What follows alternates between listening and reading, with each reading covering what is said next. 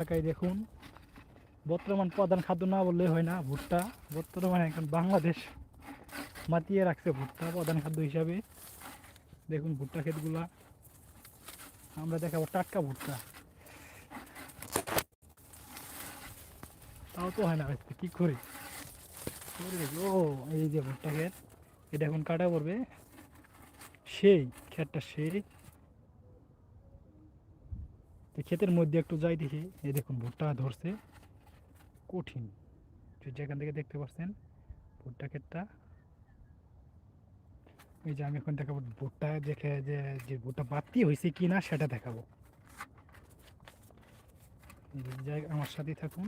এই দেখুন, মূলত ভুট্টা অনেক বড় হয়ে গেছে। ও, সেই ফলনে ভুট্টা।